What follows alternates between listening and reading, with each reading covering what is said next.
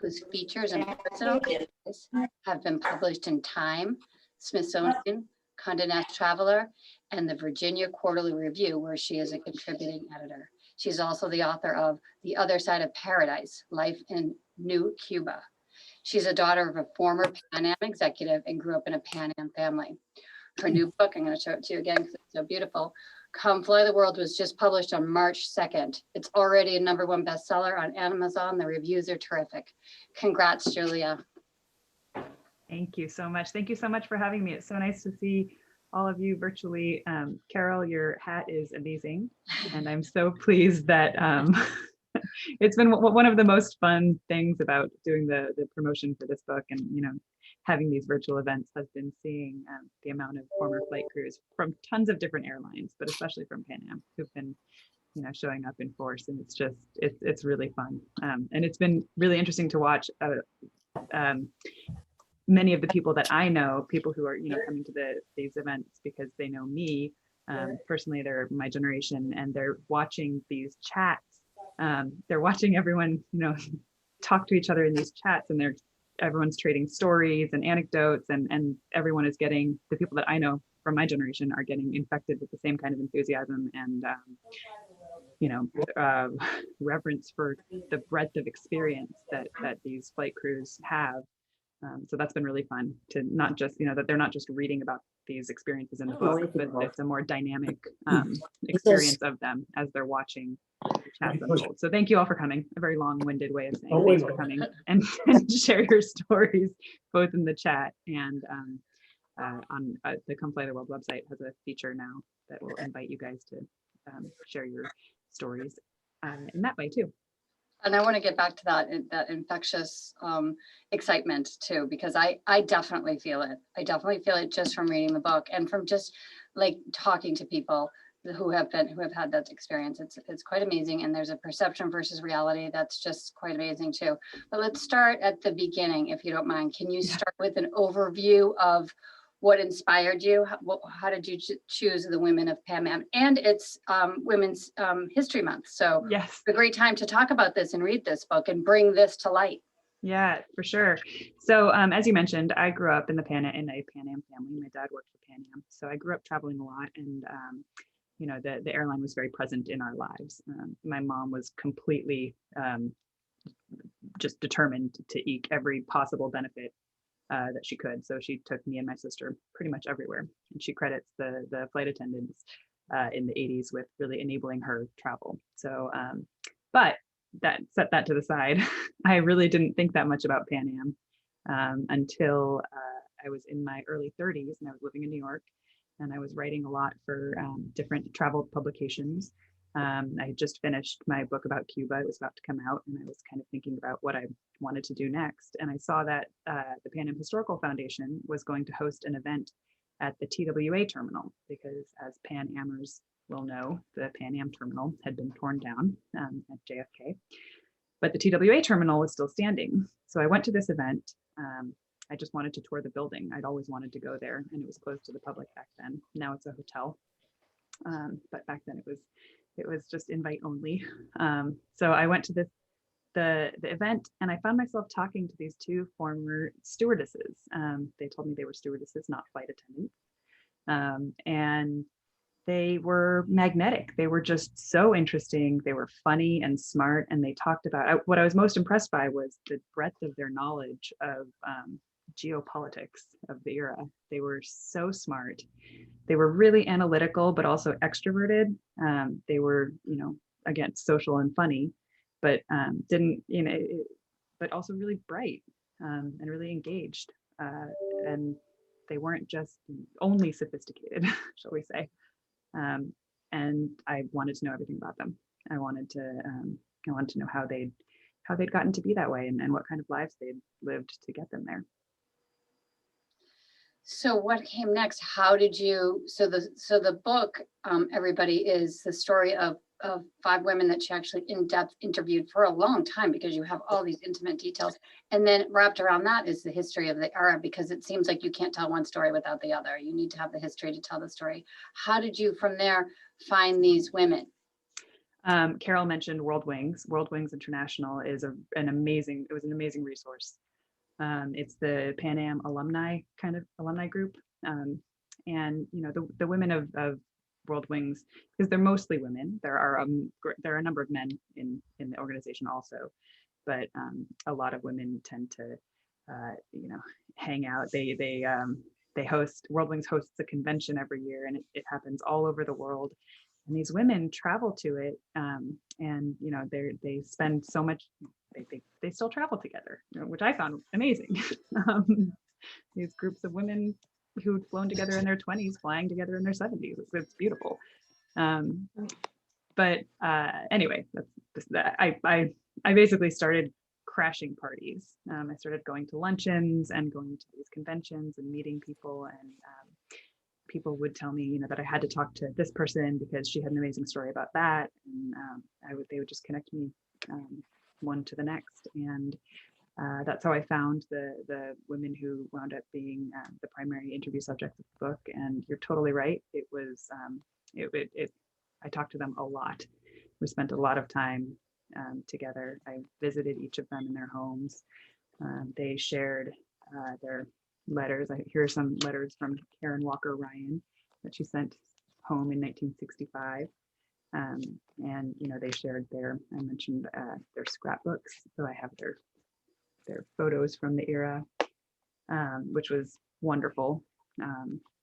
And I felt really strongly that I wanted the interviews to guide the history. You mentioned the fact that the history has to be there, but so does the oral history, the experiences.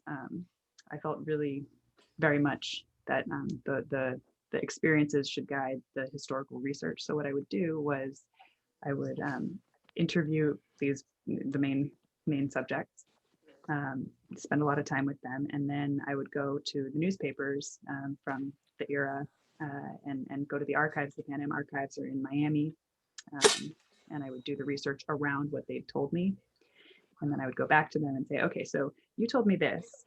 The newspapers also mentioned this. Does that bring up anything else? Do you remember anything else about that? And then it kind of built that like that. Their memories are amazing. Wow. Wow, you did such a good job with it. So I found a lot of things surprising as I read it. I had a different notion, and I was surprised. That's one of my favorite things about reading is learning new things. And there seems to be a big difference between the perception of stewardesses and the reality. And I use the term stewardesses because instead of flight attendants, because you do, and we can talk about that. And can you talk about the differences in the perception, and were there surprises that you felt as you researched? There absolutely were. I felt a huge amount of I felt really ashamed of my own reaction to these first women that I met. I found myself, I was 32 at that point, 31. And I found myself kind of surprised at the breadth of their knowledge. And then I was like, wait a minute, I'm a feminist. I am, this should not be surprising to me. And so, that was part of what animated my desire to dig underneath that. Why had I thought that, that these women wouldn't be so smart and knowledgeable, and what was that about? And what I discovered was that really the male-driven marketing of the era really did a number on the pop cultural perception of how serious about their jobs a lot of these women were. They were really quite ambitious, smart women. One current day reviewer of the book wrote that so there's a moment in the book in which one of the stewardesses on the plane meets a male passenger, and he says to her, she's reading Scientific American. She was a bio major. She keeps her subscription to Scientific American, and she reads Scientific American in flight and on her layovers. And this passenger comes up to her and says, wouldn't Vogue be a better reading subject for you? And she, she's not snarky, she's not rude. She just said, no, it wouldn't. I love Scientific American, and I majored in biology, and that woman over there, she majored in poli-sci, and that woman over there, she's an anthropologist actually, and she went through what these women all did, and the statistic that she could have cited but that she didn't know back then was that 10% of Pan Am stewardesses had graduate degrees in an era in which 6 to 8% of women in America had college degrees. So these were an incredibly bright and elite group of women who, you know, were, you know, because of the pop culture of the era, because of Coffee, Tea, or Me, and these other really male fantasy driven, you know, images of the stewardesses, they were their seriousness was not quite taken in as readily. Yeah, it's so interesting. And also, don't forget, they had an amazing amount of fun, as you put. Amazing. Amazing. The stories in here are so amazing. You feel like you have not lived when you meet these women. It's You talk so a bit about them and the women in the book and what some of the things that they've done, some of their adventures. they were their adventures, you know, it was really interesting because their experiences really ran the gamut from you know, really fun adventures, like adventures born of, you know, a night out in Nairobi, or, you know, going swimming at midnight after a party, or, you know, there was this one woman who knew all of the code words to the after parties in Hong Kong. So she would go dancing all night long, literally until sunrise whenever she was in Hong Kong. But then there were really very serious, you know, a lot of these women flew servicemen into and out of the Vietnam War. And so they had, I guess you could call that adventures. You know, they had these incredible and profound experiences in which they were put in, you know, into positions of a lot of danger and a lot of gravity. But, you know, none of this really fit with the Coffee, Tea, or Me stereotype of women who were out to go shopping or meet dates. Although a lot of these women also did know the best shopping places, and some did go on dates. And, you know, it's just the multitude of their experiences was so diverse and vast that I think I came away really thinking that it was hard for pop culture to kind of to think about that. Right. Will you read a little bit of the book for us so that Sure. kids can get a quick taste of it? I have lots more questions, but I thought we would probably all like to hear just a little. Yeah. So I'll admit that one of the section that I'm going to read from is probably going to be it's going to be very, very familiar to the people in the airline crew in the audience, but I choose to read from it for I've read from it for a bunch of my events recently because for younger audiences in particular, a lot of them don't really understand quite how appealing and how elite being an airline stewardess in the 60s was, why so many women wanted to get this job. So this is just right from chapter 1. Just as Lynn, who was the bio major from SUNY Oswego, has decided that she wants to become a stewardess, and this is kind of setting up why. Working as a stewardess gave a woman the ability to see different places and also to experience who she could be against those varied backdrops. This invitation to try out an unfettered version of oneself somewhere else had appealed to enormous numbers of women from the very start of the commercial airline industry. Quote, Sadie in New York, read a 1936 profile in the Chicago Sunday Tribune of a stewardess who had beaten out hundreds of other women for a spot on a United shuttle, quote, is a very different person from Sadie in Chicago. In Chicago, Sadie Erickson lived a life of considerable dash, biking, swimming, roller skating, and shopping. But twice a week, her job took her to New York, and New York Sadie was a different sort of woman. As soon as she arrived there, she bought 2 books, one fiction and one nonfiction, and a supply of magazines. She stocked her hotel room with a pound of chocolates and a half a dozen apples, and she had her meals sent up as she read, stretched across the hotel room bed in her dressing gown. A decade earlier, when air travel was raw and new, cabin attendants and the established model of trained stewards had been men. But in 1930, a nurse and trained pilot approached an airline executive to convince him that nurses would make better cabin crew. The pitch worked. A nurse could more naturally reassure a fearful passenger, the executive wrote in a memo, or minister to airsick men.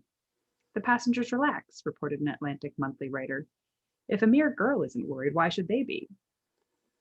In the mid-1930s, a stewardess had dragged 2 passengers from the burning wreckage of a Pennsylvania crash that killed 12. Though she was injured herself, she ran 4 miles for help. Front-page articles celebrated her as a heroine.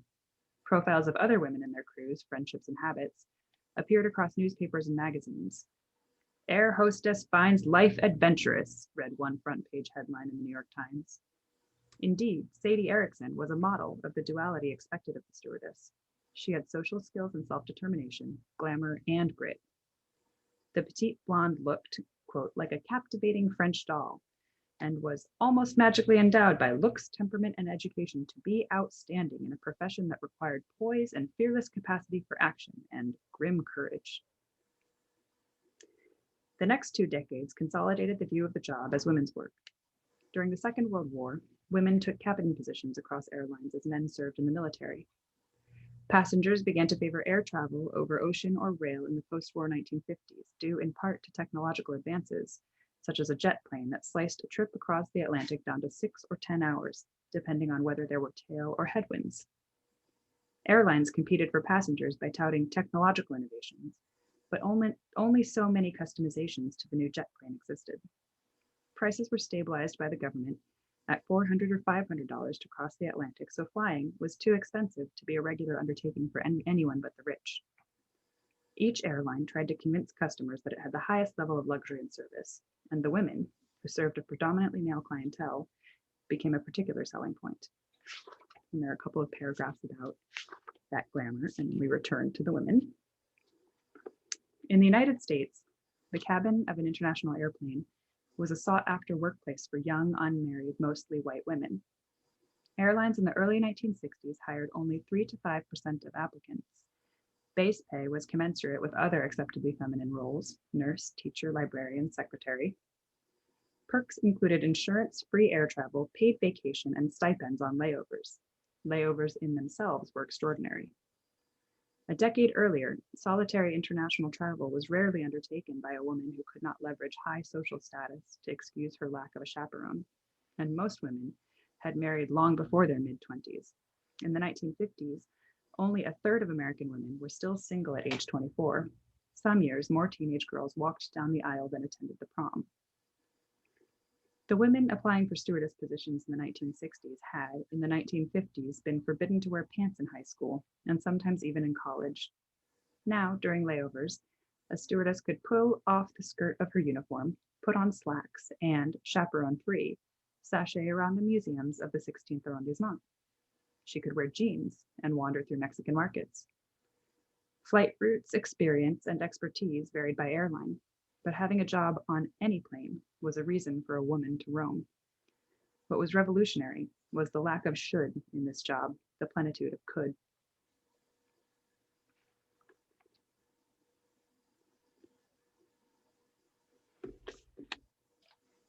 The lack of should and the plenitude of could, which is great. When you talk to younger audiences, are they shocked?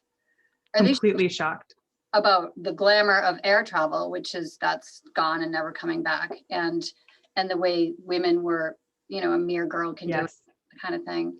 Well, and also I think it's really easy for us to forget that, in the 50s, in the 40s, early 60s even, it really wasn't, women did not have the level of physical freedom that they do now. Traveling on your own was a very different undertaking.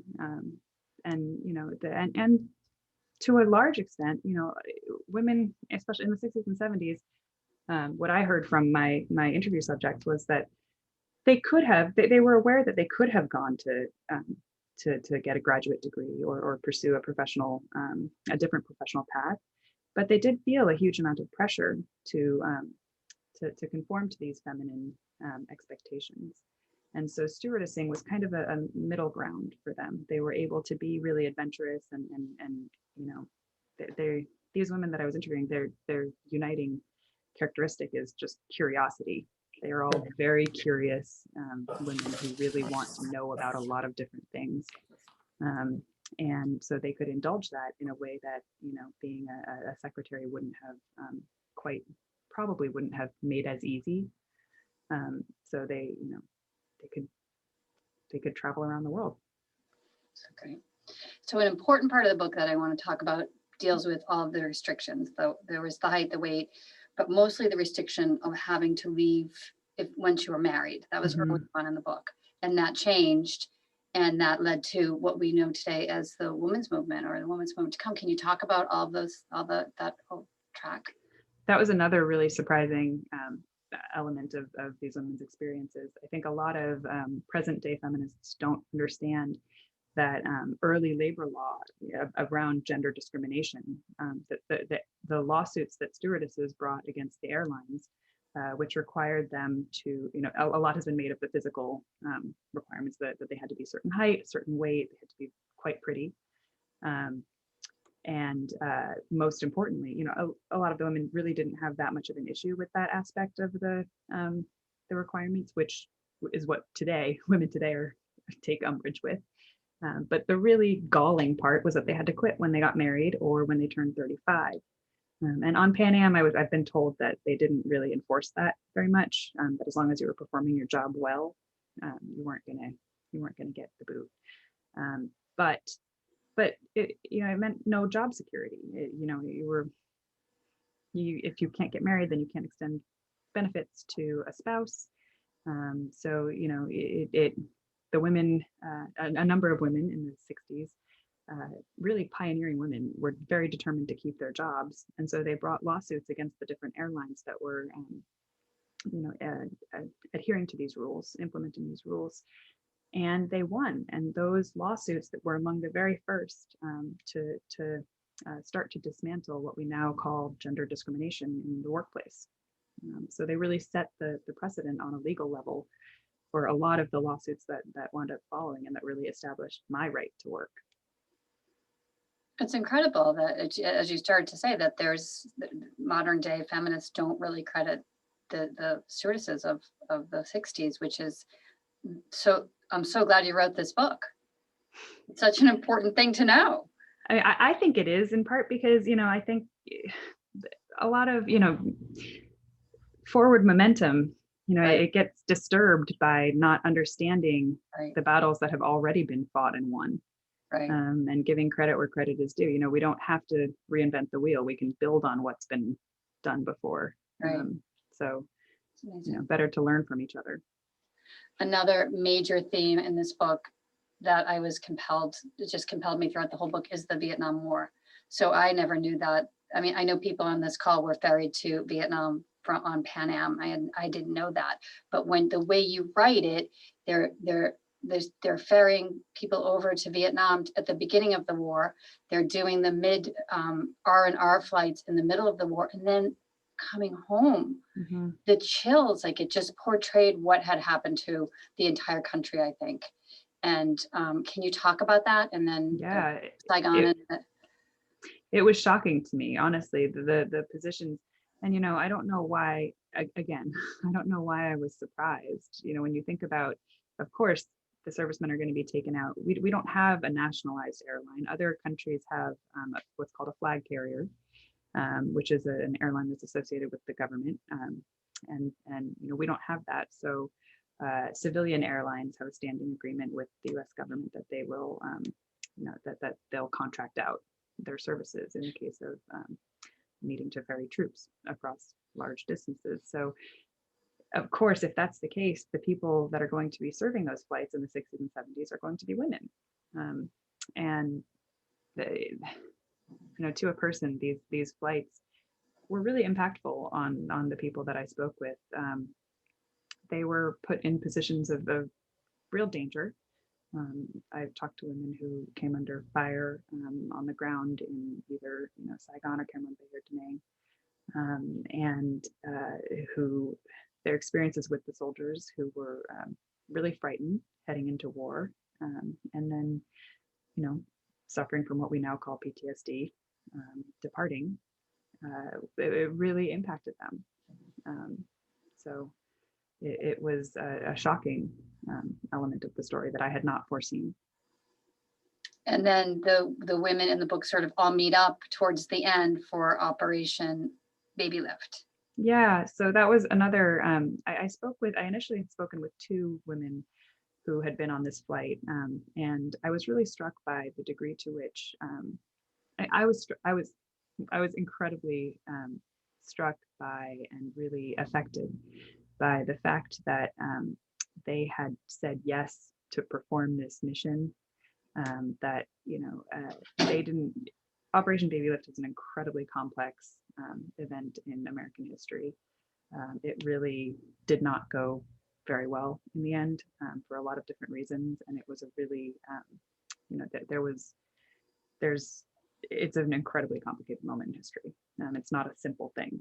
So, but what was really simple to me was that these women faced with, they were told, what happened was that in 1975, at the end of the war, 2000, President Ford essentially said that he would allow 2,000 war orphans to be brought into the US very quickly. But that, again, they needed airplanes and flights.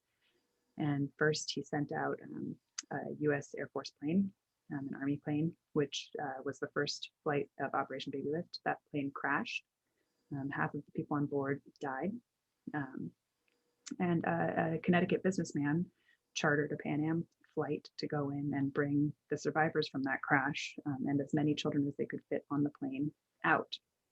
So I spoke with two of the women who were on the crew of women who were reassigned. They were in Hong Kong. They thought they were just going to be doing a regular round the world flight, and they were reassigned to crew this plane that the businessman had chartered. And all they knew was that children needed to be rescued. They had been in a crash. And the act of saying yes in the face of really uncertain danger, no one knew whether that crash had been because of sabotage from North Vietnamese forces. They didn't know. Eventually, it later became very clear that the crash was a malfunction of the plane.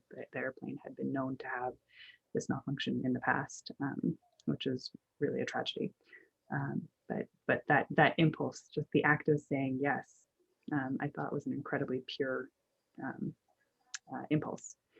And so I looked for another woman from that flight, and that's how I found the third woman. And it really, as it turned out, well, those are the three women that formed, their experiences formed the backbone of the book. So good. Wow. And my heart was racing during that episode in the fall of Saigon. My heart was racing as I was reading your words. It was really done so well. Thank you. But before that, early on, one of the dangers, and we'll get to the glamour too, but one of the dangers, which surprised me too, is hijacking. Yes. About hijackers. Can you because there's one kind of little twist to that.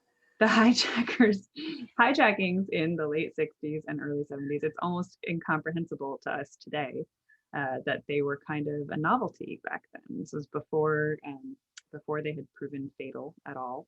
They were really frequent, like to the tune of one a week. And people would try to hijack a plane and go to Cuba often. And it was seen as just kind of a fun thing because the plane would just be rerouted, and people would then be plied with cocktails. Sometimes if they couldn't fly back out that night, they would go to the Tropicana Hotel. One incredibly depressing quote, but also funny, was from a female golfer who was on one of these flights and said that she got more press out of being hijacked. She said it was great fun, and she got more press out of being on a hijacked plane than she ever got for winning the Women's Open. So that's a little bit of the tone of that kind of event. Oh, that's funny. And yeah, that's it's not what we picture hijacking to be today. No, there's a great book if anyone's interested in this subject. There's a great book that goes into it in more depth. I have it right here. No, I don't. It's at my office. But it is called "The Skies Belonged to Us" by Brendan Corner, and it's about the golden age of hijacking. Well, the thing about Pan Am stewardesses is they were so global. Exactly. Because it was international. It was all international, right? It was exclusively. It was the United States was only exclusively international airlines. So other airlines flew internationally, like TWA flew to Europe, Braniff flew to South America, but Pan Am only flew internationally. So you knew that when you set foot on a Pan Am plane and in JFK, you were gonna, the next the next time you were gonna set foot on land, it was gonna be a different country. So these women became really early on cultural ambassadors. Totally. That was one of the first things that really I found incredible, is that they, to my eye, these women really anticipated a lot of the global changes that would wind up happening in the 90s and 2000s. To me, they looked like third wave feminists in the middle of the second wave, when women were still fighting to be able to enter the workforce. These women were in a workforce all their own and wearing lipstick to do it. They didn't have to sacrifice their femininity in order to, get that employment. They looked like they were implementing what we would now call soft diplomacy, in an era before that had even become a term. That was a term that came into fashion in the 90s, and in the 60s and 70s. That's what these women were doing. They were interacting with people from all over the place. They were representing not only Pan Am, the airline, but the United States to the different people, in these different countries on a flight from, 2 different countries halfway across the globe from here. They could reliably have relatively few Americans on their plane. So they had to know how to interact with all of these different kinds of people. And they were trained to do so. The training manuals are incredible to read.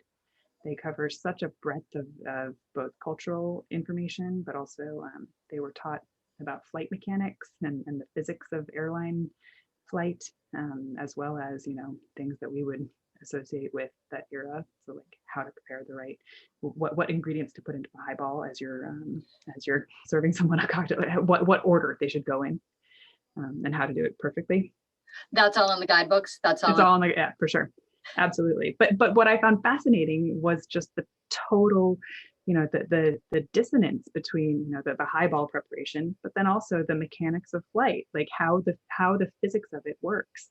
And then also, how to use chopsticks, what the message of Passover is, like all of these different, culturally important things, how to identify with people and understand people and treat people with dignity who come from such vastly different backgrounds from you. It was really remarkable to see. And flying to places that most Americans hadn't heard of because it was before a lot of people were traveling. Exactly. So again, that's the third thing that they really, prefigured, that they came before all of the rest of us. They anticipated this globalization that, wouldn't really happen until the 90s or 2000s. That's what they were living in. They were steeped in that.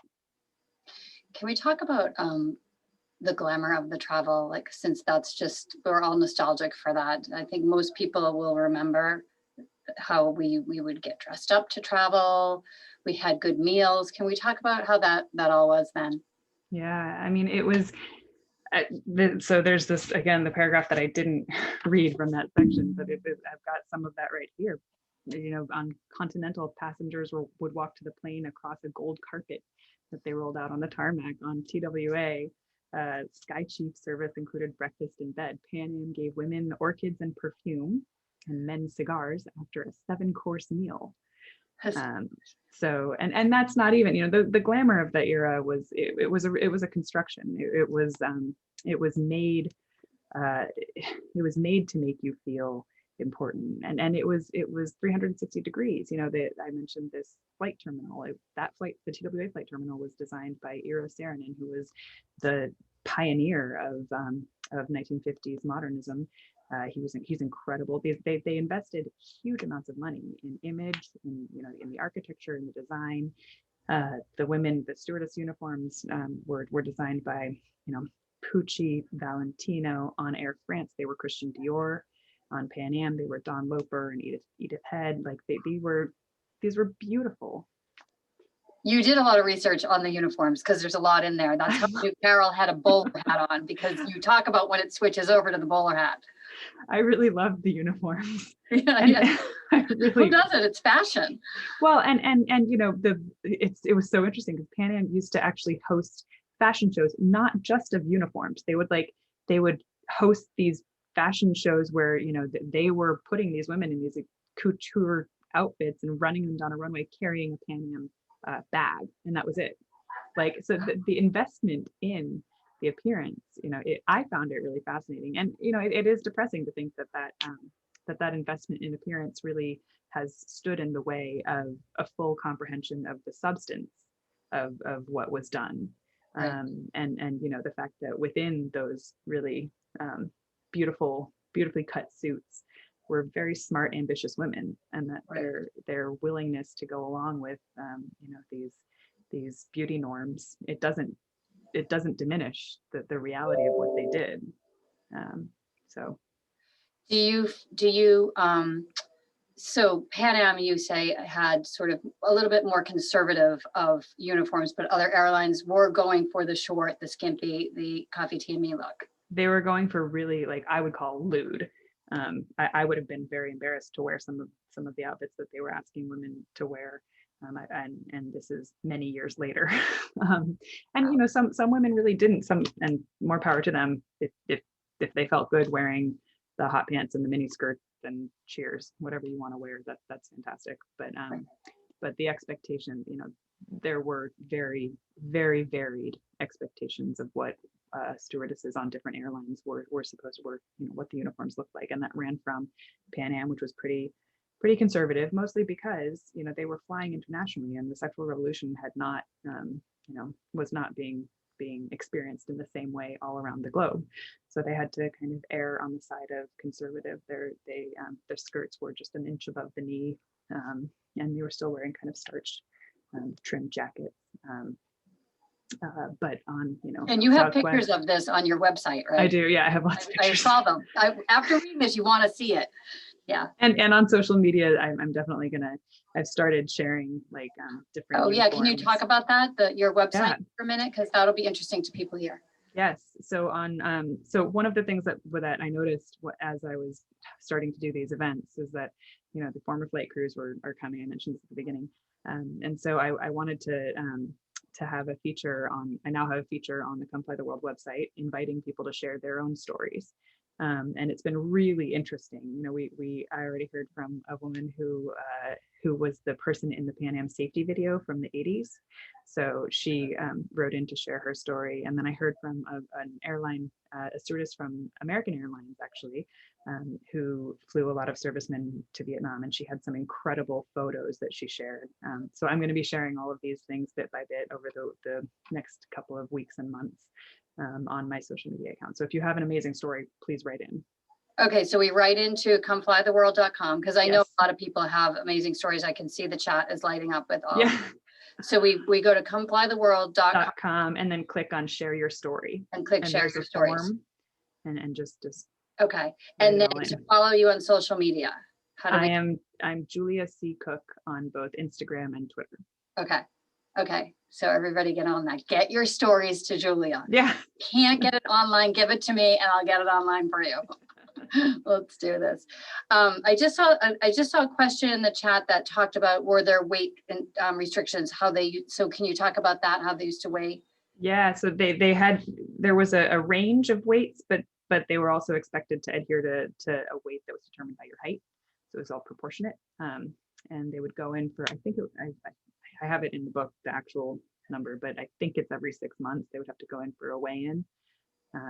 And that was really, these requirements are pretty degrading, or pretty discriminatory, which is problematic. But for some of the women, it was never a problem. For others, they found themselves eating, tuna out of a can and hard-boiled eggs for a month before weigh-in to drop a couple of pounds. Oh my God. But if they didn't hit the mark, as long as they lost weight incrementally, they wouldn't be put on leave. So it wasn't like, if you weighed too much at your weigh-in, you would then not be able to fly until you lost weight. No, if you were losing the weight, you could keep flying. And they probably had some stupid reasoning for this, because the stupid reasoning, and I'm going back to why they were restricted to leave after they were married. One of the lawsuits that you mentioned has the most ridiculous reason for that, because their husbands would call too much. Can you explain that to everyone? That's just absurd. Yeah, one of the most interesting kind of rabbit holes that I went down for research was definitely reading the lawsuits that the ways that the airlines tried to defend, what it came down to was that they wanted young, pretty women to be serving, to be the face of the airline, in part because they wanted there to be this perception of possible availability. That if the men wanted to ask out the stewardesses, that they wanted them to be able to say yes. And that I think we can all agree that's pretty unreasonable and ridiculous. But the ways that they tried to defend that, they wouldn't just come out and say like, hey, we want our clients to be able to, or our passengers to be able to think they can maybe get a date.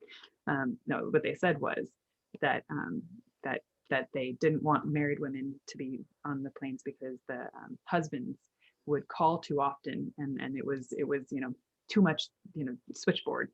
They'd clog up the switchboard asking when their wives are going to be home, and there were other justifications like that a woman serving a man in flight, or that if a male passenger became afraid or sick, a woman who comforted him would make him feel better, but a man comforting him would not make him feel better. And a woman giving orders to a man would be okay, but a man giving orders to a man would be an affront to his masculinity. So that was why these just to watch them spell it out like that was a little. To look back and see that, I know that's an ouch, that hurts. And yeah, that was accepted by several judges. It wasn't just one. It was, and then it took basically a decade for the judges to really start agreeing that this was a job that should be open to anyone who could perform the duties. And let's be honest, like, this is a job it's a safety job. This airline flight attendants today, they're frontline workers. They're we forget that the primary goal of air travel is to get safely from point A to point B. Right. And I feel like we remembered after 9/11, then we forgot again. And yeah. We're remembering again now. Well, and that there's a lot that can go wrong still today. There was even more that could go wrong back then. But there's still quite a lot that can go wrong. And that job can be, anyone can perform those duties. And so anyone should be able to perform those duties. But in the early 60s, that was not the consensus opinion. Wow, so interesting, so great. I have to say that you have, when you read the book, the way you write it, you treat these women with such honor and respect. It comes through, and I think that's fabulous. And was that one of your goals, to just sort of illuminate the pivotal role they played and sort of put them in that place? I'm so glad to hear you say that, honestly. Like, that really, that means a lot to hear that comes through, because so someone asked me in an interview, like, what my ulterior motive, like what was my motivation for writing the book. And I had a dual motive. On the one hand, everything that I said already, that I found these stories to be really incredible, and I wanted other people to know about them. I wanted people of my generation to understand that our ability to travel so freely and to feel comfortable in so many different places, it was earned, that people came before us, right?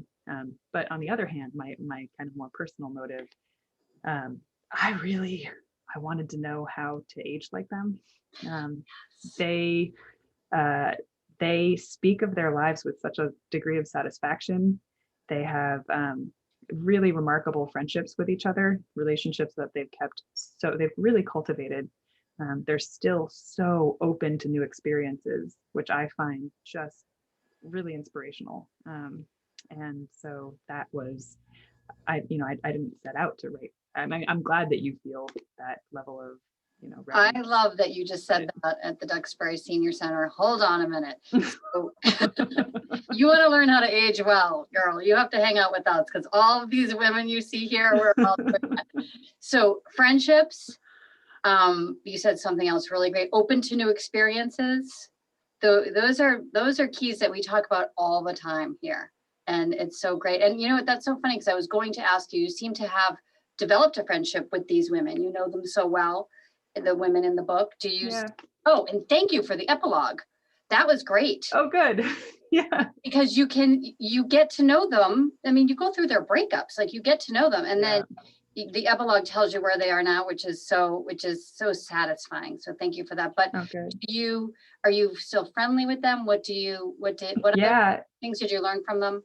No, it's very strange. So I tend not to really write about people that I don't quite like, because my process is like I like spending a lot of time. I don't feel like I can write about I want a lot of detail in my writing, and I don't want to have to spend time with people that I don't personally want to learn from in some way or another. Yeah. And so as a result, it is kind of like the lines between, journalist and subject, and then friends, it can get a little bit blurry sometimes. But I'm almost very pleased that the process of writing the book is over, because there are, a bunch of these women I really do respect and like very much. I send them pictures of my kids. Yeah, you missed them. They're very sweet. They're very and they're remarkable women. And I think that as a younger woman, having a lot of different different kinds of role models, like a pantheon sort of different paths that you could follow in different situations, it's really helpful. That's great. 100%. I agree. Should we open it up to questions from the audience? Yeah. Okay. I did see, Jane, I did see that somebody wants you to post again how to buy the book. So if you can put that in the chat again, that would be great. And it's booked.com. Did I not write .com? No, well, I don't know. Maybe I said no. I think it just, they had to scroll up so far. Just add it again. I did put it in again. Oh, okay, good. I just wanted to make sure everybody knows, and there's a book.ducks@gmail.com. Yes. Okay, good. Okay, just because I know everybody's dying to read the book now. Does anybody want to ask a question of Julia about anything? You can unmute yourself and just say hello. Looks like there's 24 questions on chat. Oh, is there? Oh, am I missing them? Okay, that's a good idea. That's a good point. Let's go through. So the chat is filled with all of you amazing people talking about your service. All the people that have flown for airlines, which is amazing. And I have such a different respect now. But I don't see any specific questions. But that's fine. If no one has questions, that means we covered it all. I have a question. Oh, okay, Michael, I saw your hand up. Very nice. Julia, looking forward to reading your book. I flew Pan Am as a passenger, starting in 1974, actually. And it was always, whenever I boarded a clipper, it always felt like I was home again.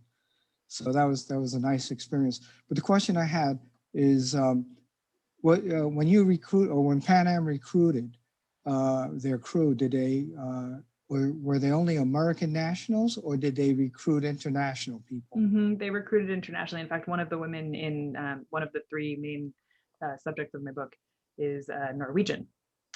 She initially had wanted to be a diplomat, but she had heard that the Foreign Service in Norway required women to have a master's or a PhD. It would accept men with only a bachelor's degree, but women had to be higher, had to have there were different requirements. And she really wanted to travel. And some friends of hers saw an ad in the paper for Pan Am, and suggested it to her. And she initially said, no, that's not a serious enough job for me. She had worked for NATO the previous year.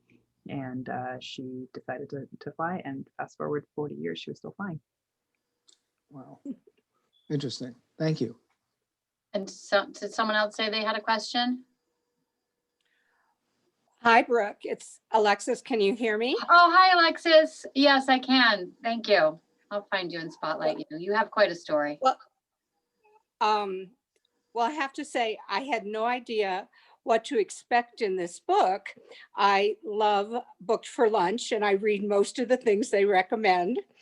And then I opened the book, and I could not believe all the people I know in the book. And my sister flew for Pan Am in the early 70s, and I was a Navy nurse on the Repose in Vietnam. Oh, wow. And so Pan Am was my ride to and from the war. And I have a very vivid remembering of going home when we were lining up to board the flight in Saigon. There was a Pan Am stewardess at the bottom of the stairs, and there were 8 nurses, 5 Navy nurses, an Air Force nurse, and 2 Army nurses. And she had put us to the side of the stairs. And so immediately, we're not going home, you know, what's going on. And we saw, then we thought nurses are all commissioned officers. So we thought maybe they're boarding all the enlisted. Then we saw a lot of brass get on the plane. There was a general who'd been on the Repose in December doing Purple Heart ceremony. We saw him get on.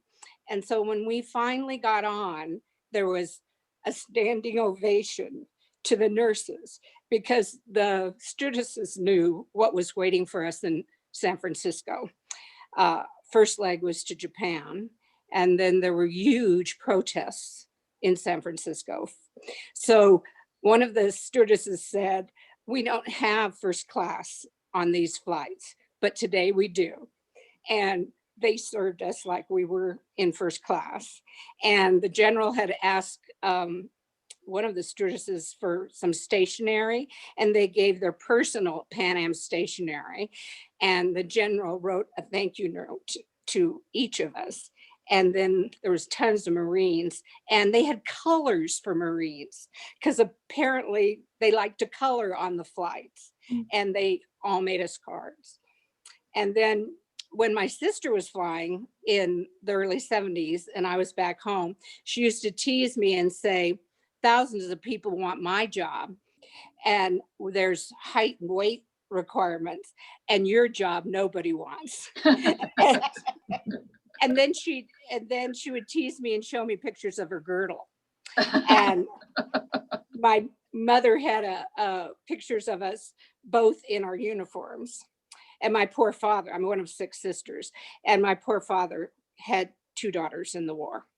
And I really didn't remember that you volunteered for that the stewardess volunteered for the Vietnam flights. Oh. And your book reminded me of that. Yeah. And I'm personal friends with Diane Evans Carlson. And Wow. so we both live in Helena, Montana.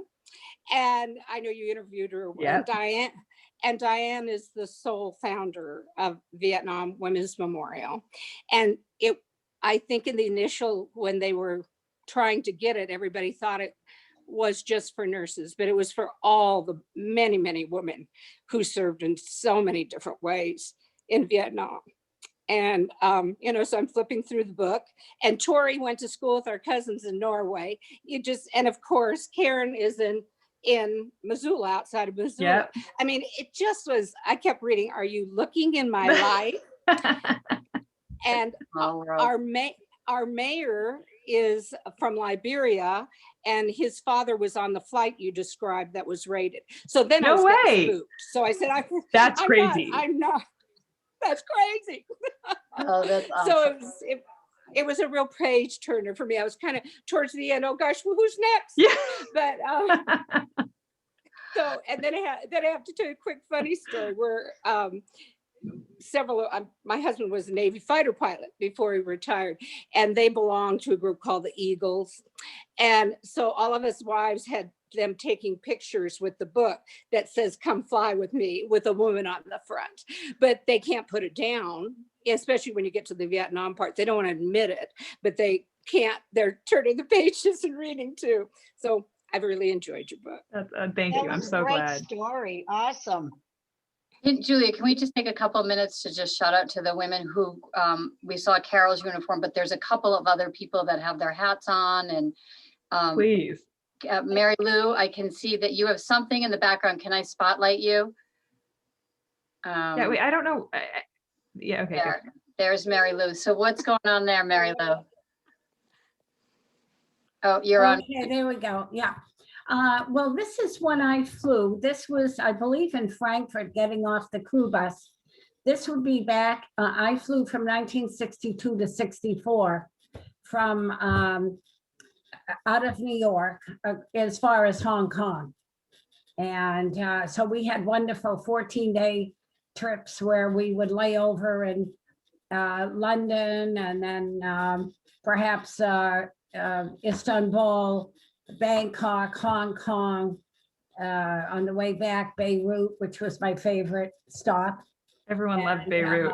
Paris and then, or London and then home. So this, I just, yeah, this was from a video, actually. I had taken quite a bit of video.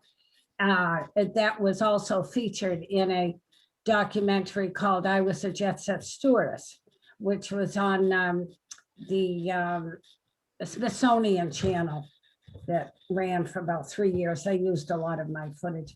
But anyway, so I made a little picture of it. So That's That's great. That's awesome. And then I see Pat Baker. Can I spotlight you? I think, oh, yeah, you're just not quite, Oh, that hat. yeah, but they got the hat in. That looks great. So- Yes. The So- angles. Oh, beautiful. Yeah, oh my gosh, right. And then who, I saw another uniform. Who else is in uniform here? well, Mary Greenfield is. Oh, yes, Mary. We flew at the same time. And looking through some of my pictures, I did find one. I couldn't believe it. It was her. And I mean, we ran into each other 50 years later. Here's Mary. Okay, I'm gonna add the spotlight to, oh, Mary, you don't have did you have your hat on? Put it back up. Grab it. Yeah. The bowler. The bowler. Awesome. You can see the top of it anyway. In the book, it tells you exactly when they switched from the angled hat to the bowler. Oh, great. Oh my gosh, that was so fun, you guys. Does anybody have any other questions before we say goodbye to Julia? Thank you so Carol. much, Julia. That was Thank you. awesome. And Oh, real- thank you so much Yeah. for coming. That was wonderful. I definitely. Oh, enjoyed there it that is. book. There it is. Oh, look at Awesome.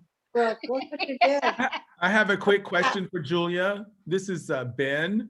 Julia, do you live in Vermont, right? I do. Yeah. Do you mind sharing where you live in Vermont? I'm in Woodstock. Oh, how beautiful. yeah, it's I live pretty in nice. Burlington, so. Oh, hi. Yeah, hi. Not Nice. so to far meet you. away. Loved your book. I read Thank it in you. one day. I couldn't put it down. It was Oh, great. that's so great to hear. That's Wonderful. awesome. Julia, I'm maybe someday Carol. you, I'd like to say something. I started with Northeast Airlines back in 1969, and my friend Martha Zimmerman, who's also on this chat, we met then, and then lo and behold, we were laid off in January of 70.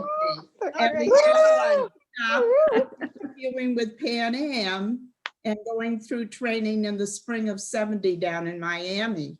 And I haven't seen her for so many years, and here she is. I'm so Fabulous. Wonderful. Wow. oh, you guys are right next to each other. Oh, that's so great. Oh, wow.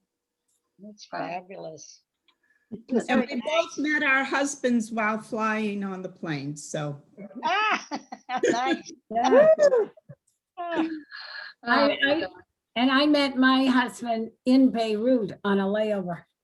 oh, that's awesome. Yeah, a lot of former stewardesses have remarkably international lives, in part because their partners are also international. So it's remarkable. Okay, so you guys don't forget to go on the website. What's the website? Yeah. Flytheworld.com. Yep. Tell your stories, where you met your husbands. And I'll put them all on all my of on my that. social medias. Yeah, we want to capture these stories. Yes. Julia, thank you so much for coming. Thank you, This has Brooke. been so fun. We'd love to have you back to talk about Cuba sometime if you're ever. Sounds great, for sure. Yeah, that'd be awesome. We would love that. All right, thanks, everybody. Thank you. Thank Good you. afternoon. Thank you. Bye-bye. Thank you. Bye, Martha. You.